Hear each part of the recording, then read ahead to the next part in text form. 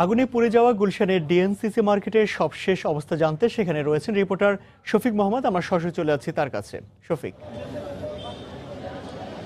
ইমতিয়াজ, গতকাল গুলশানের ডিএনসিসি মার্কেটের কাঁচা বাজারে অগ্নিকাণ্ডের ঘটনা ঘটেছিল এবং তারপরে যে সমস্ত ক্ষতিগ্রস্ত ব্যবসায়ীরা আছে তারা কিন্তু আজকে তাদের যে সমস্ত দোকানে যে মালামাল ছিল, যেগুলো কাঁচামাল ছিল, সেগুলো তো পুড়ে নষ্ট হয়েই গেছে। আর যেগুলো গৃহস্থালির বা ক্রোকারিজ আইটেমের কিছু দোকান ছিল, সেই দোকানের যেগুলো মালামাল আংশিক ক্ষতিগ্রস্ত হয়েছে, সেই ধরনের মালামালগুলো কিন্তু আজকে এই যে কাঁচা বাজারের সামনে যে খোলা চত্বর, সেই চত্বরে সকাল থেকে বিক্রি শুরু করেছেন এই সমস্ত ব্যবসায়ীরা।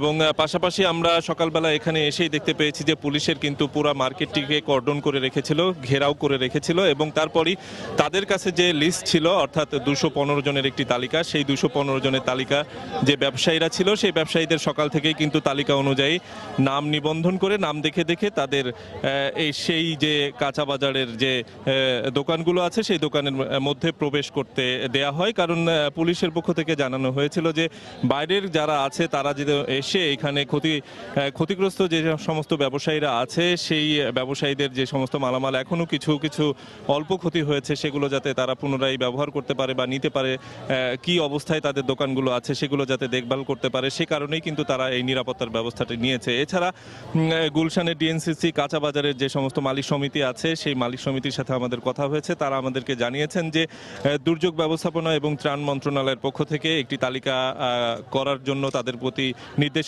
এসেছে, যে তাদের কাছে আমরা শুনেছি যে 211 জনের একটি তালিকা তারা করবেন এবং সেই তালিকার মধ্য থেকে 100 জনকে আজকে ক্ষতিপূরণ দেওয়া হবে বলে আমাদেরকে জানানো হয়েছে আর্থিকভাবে। এবং যে সমস্ত দোকানের মালিক আছে তাদেরকে আর্থিকভাবে ক্ষতিপূরণ দেওয়া হবে এবং পাশাপাশি যে সমস্ত কর্মচারীরা সেসব দোকানে কাজ করতেন তাদেরকে তাদের যে তালিকা সে করা হবে, সেই তালিকা অনুযায়ী তাদেরকে চাল দিয়ে সহায়তা করা হবে।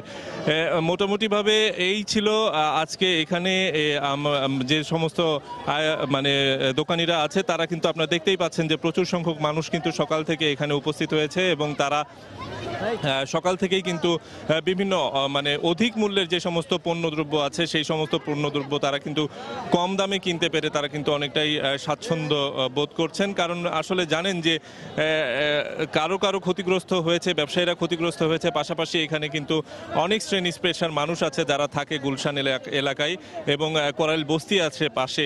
এইসব এলাকায় যে সমস্ত বাসিন্দারা আছেন তারা কিন্তু অল্প পয়সায় এই সমস্ত কম ক্ষতিগ্রস্ত হয়েছে এই ধরনের পণ্য কিনতে পেরে তারা কিন্তু মোটামুটি স্বস্তি প্রকাশ করেছে। তো ইমতিয়াজ, এই ছিল আমার কাছে সবশেষ খবর। গুলশানে অগ্নিকাণ্ডের ঘটনায় ক্ষতিগ্রস্ত ডিএনসিসি মার্কেটের এখনকার অবস্থা জানাতে সেখান থেকে আমাদের সঙ্গে যোগ দিয়েছিলেন সহকর্মী শফিক মোহাম্মদ।